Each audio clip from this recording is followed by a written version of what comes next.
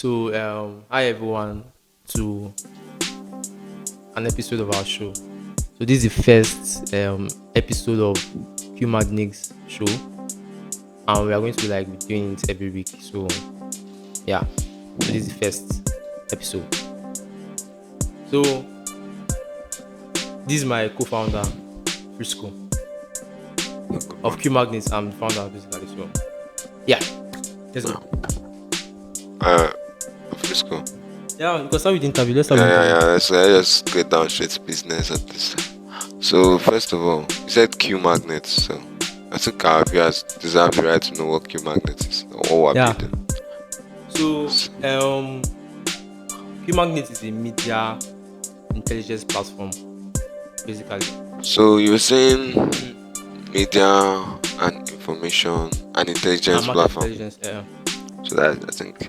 So if you were to explain why you had the idea to build this, we had the idea to build this. What would you say basically is the trigger? That's a nice question for the viewers. So I mean, basically, we all know that blockchain ecosystem now has a huge risk attacking them, like the risk of quantum computing. I mean, if a quantum computer is available, a cryptographically relevant computer, quantum computer, this can break down any encryption that blockchain system use. And encryption is basically the backbone of blockchain, like your private key, your public key, even the blockchain Gongo uses encryption. So most people don't know about this risk, and particularly they don't know how to they don't know anything about the risk. They don't know anything about quantum computing, and we're trying to be that mouth. We're trying to be that mouthpiece for the ecosystem. Basically, that's why we are like in market intelligence and media platform pertaining to quantum and blockchain. So yeah, so we are harnessing a market need. so basically, quantum risk trigger this. Yeah, quantum risk. Yeah, Quantum trigger risk. But project. I heard someone that quantum risk is not up to this 2029. Okay, so now this is in our air. Most the roadmap for most quantum companies now. The roadmap for most quantum companies is 2030. Like you are saying that a cryptographically relevant computer will be around 2030. Exactly. So now before 2030 now, you're supposed to try to fix up your system pertaining to when a quantum computer comes. Oh, So that's if actually positioning you are positioning your hand everybody early. because people are most classical cryptography now needs to migrate to quantum before 2030, before the quantum computer comes. So Exactly. that is just the risk, and that's just like we're trying to like help with that migration. Yeah, Interesting. So we're just basically early. yeah, early. So people that are with us now are very, very early. Yeah. If you're watching this now, you are. Just like people that were in doing Bitcoin by 20, 20 2012 before Ethereum came about. Yeah. It's like only Yeah. people that were at that time actually enjoyed Actually, like rip.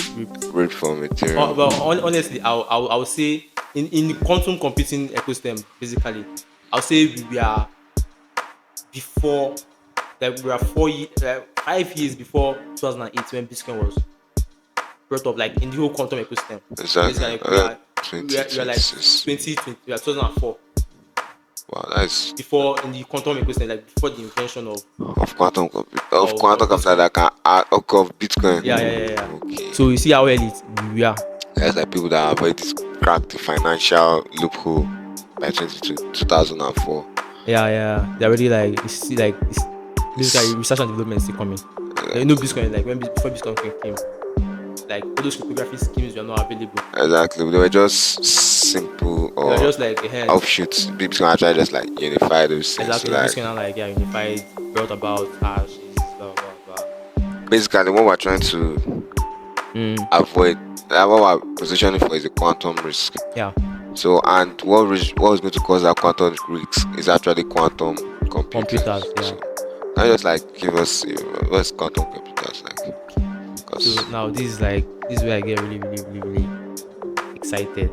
So quantum computing is basically a whole new paradigm, like a whole new paradigm of computers. I like to use the example of before Steve Jobs invented iPhone. No, iPhone was the Back in first touch. phone that was touch. Like iPhone was the first phone that was touch. So we were using Boston phone, it was BlackBerry, and before Steve Jobs not invented iPhone. So quantum computer is like another whole new computing paradigm, just like touch phone.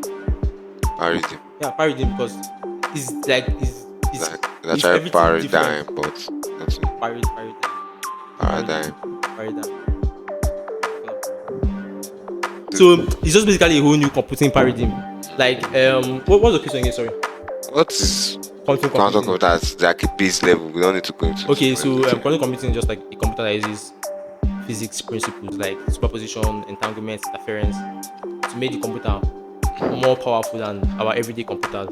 Now you're And speaking another different I'm speaking, language. I'm talking technicalities here, That's another language, bro. but you can just give one use case of quantum computer like let me the main reason why people got excited about quantum computing now is because of Shor's algorithm. Okay, Basically, shows. yeah, just basically factoring algorithm. Like with a quantum computer now, I can break any encryption that our today computers use. So that's the use case that got people excited about quantum computing.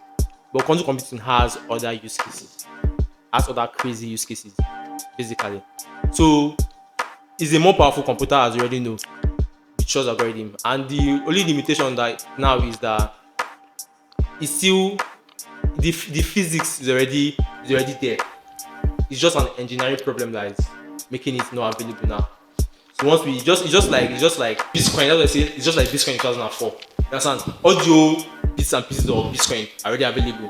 Like the encryption method, ECC was already available. Hashes Hashes, already available. So it timestamping. was just that kind of that creative mind. That's why I say it's an engineering problem. It's just Satoshi that now engineered all these different bits and pieces, joined them together to make Bitcoin. So that's just exactly about quantum computing. So we just need one marvelous mind like Satoshi again to make quantum computing To make quantum computing feasible. feasible, and But it's definitely going to be feasible before 2030. that's very nice news to hear. So Yeah, who's going that's to be our next eh? Satoshi or Quatoshi or Quantum Satoshi? And I like seeing Steve Jobs, but Steve yeah, Jobs. because Satoshi was not really that. Satoshi was not really a big figure. It's like What did you think I asked? who's going to be our next quantum Satoshi? Steve Jobs have died now. Yeah, no, Steve Jobs was there, but what Steve Jobs did is more bigger than what Satoshi did. Okay, That's what I'm saying. really? Yeah, Steve Jobs was. But Steve Jobs was not an engineer per se. That's a creative mind. Yeah, he was just like That's why quantum computing is mostly going to be a company, not one man, one person. Is going to you understand? It's It's not going one, to be a industry, not one company. no like Just like how mm, the mm, personal computer industry is now. Like they have Dell, they have lab, they have. exactly, That's how quantum computing is going to be. It's exactly. going to be like an Yeah, the industry. person that's going to solve the engineering problem is mostly going to be is company based, not like Satoshi now single-handedly invented Bitcoin, Okay. but Steve Jobs did not singularly invent iPhone. It was this company Apple that invented iPhone, like for that team of engineers, CEOs. So Okay.